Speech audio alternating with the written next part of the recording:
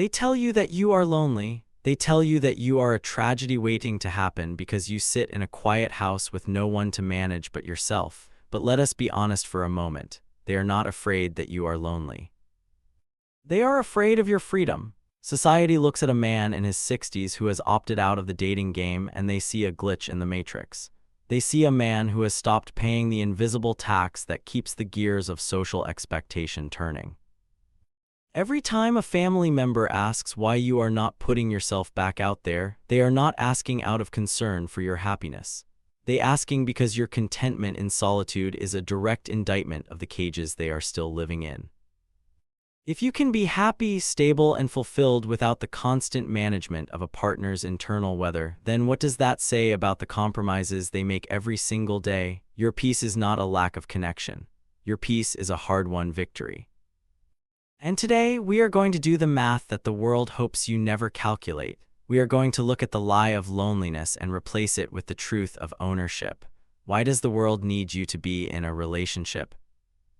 Think about the structure of our modern lives. A man who is single and satisfied is a man who cannot be easily controlled. You are not buying jewelry to settle an argument. You are not funding expensive vacations to prove your love to someone who is never quite satisfied.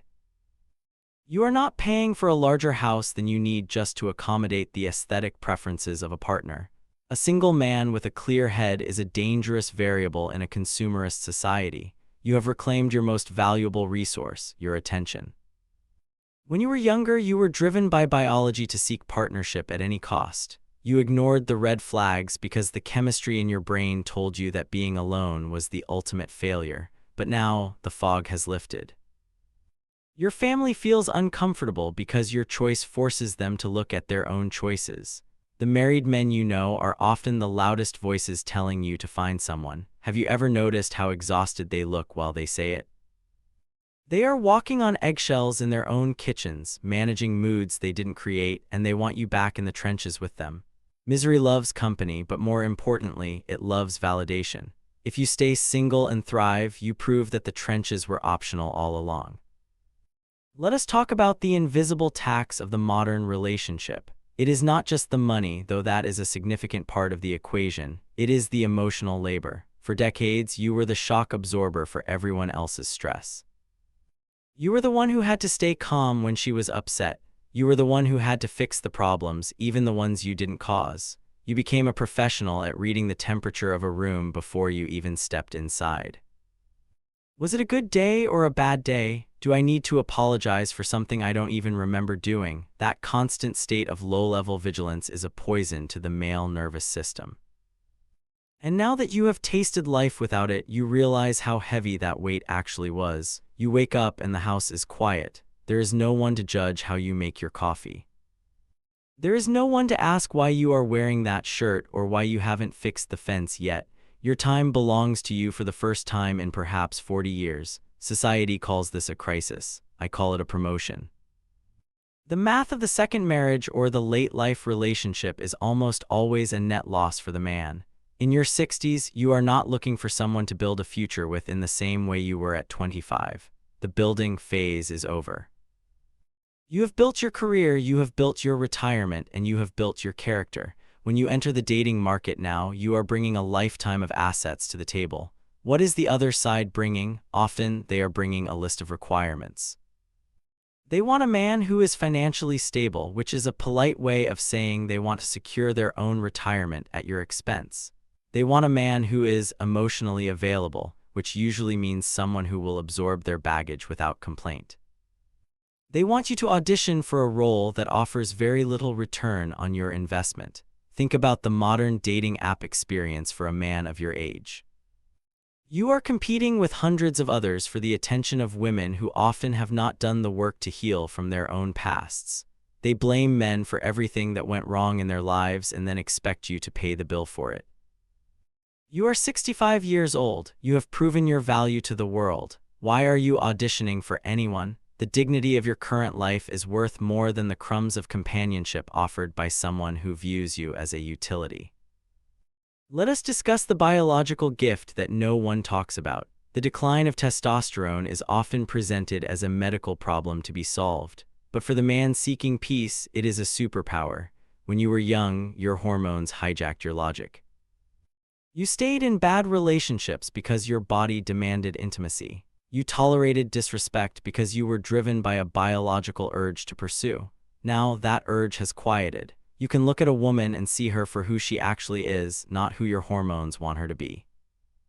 You can see the drama before it starts. You can hear the entitlement in her voice during the first coffee date, and because you are no longer a slave to your urges, you have the power to say no.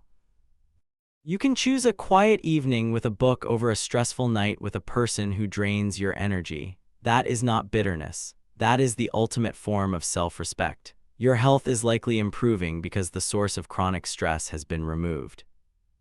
High blood pressure, poor sleep, and heart issues are often the physical manifestations of an unhappy home. Your body was keeping score of every argument you lost just to keep the peace. Now that the conflict is gone, your body can finally heal. You are not missing out on the great romance of the century. You are missing out on the manufactured crises of adult children who are not yours. You are missing out on the social obligations to people you don't even like. You are missing out on the surveillance of your phone and your whereabouts. Do you remember what it was like to feel guilty for being 20 minutes late coming home from work? Do you remember the honey-do list that never ended? That is gone now. You have traded a fantasy for a reality that actually serves you.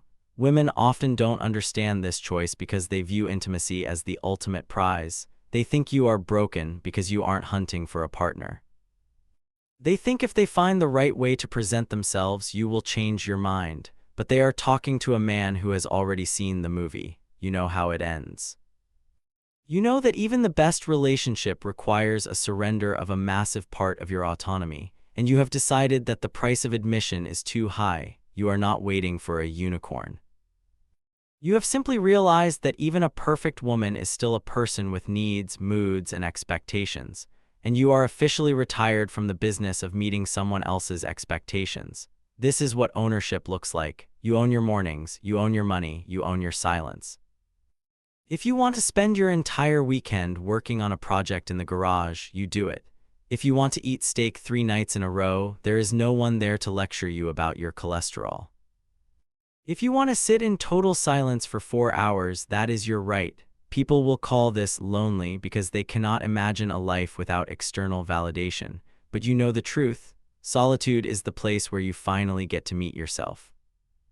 You are rediscovering the parts of you that were buried under decades of being a husband and a father. You are finding your own voice again, and that voice is telling you that you have done enough. You have paid your dues. You have protected, you have provided, and you have sacrificed. The final third of your life belongs to the man in the mirror. So when the world tells you that you are making a mistake, smile. They are judging you by a standard that no longer applies to you. They are trying to drag you back into the cage because your flight makes them feel grounded. You are not running from life, you are running towards it. A life of your own design, a life where your peace is the highest priority. A life where you are the captain of the ship and there are no stowaways complaining about the direction. The choice to die alone is not a morbid one. It is a commitment to die free. It is a commitment to remain the owner of your own soul until the very last breath. If that makes you a villain in someone else's story, let them write it. You are too busy enjoying the silence to read it anyway. You have earned this. Every dollar you have in the bank is yours. Every hour of your day is yours. Every square inch of your home is yours. Do not let anyone make you feel guilty for being the only person in the world who truly knows what your peace is worth. They will talk about the invisible tax of being single, the higher cost of living alone, the lack of a second income, the fear of having a medical emergency with no one there, but they forget to calculate the invisible tax of the alternative, the tax on your mental health. The tax on your longevity, the tax on your dignity. I would rather pay more for my mortgage and know that my home is a sanctuary than pay less and know that my home is a battlefield. I would rather walk myself to the hospital than live with someone who makes me want to be there. This is the logic of the modern elder man. It is a logic born of experience, not bitterness. It is the natural conclusion of a life spent observing the reality of human relationships. You have seen the divorces, you have seen the toxic compromises, you have seen the men who lost everything in their 50s and had to start over. You are the one who made it out with your sanity intact. Protect it like the treasure it is. The world will continue to push the narrative of the lonely old man. Let them.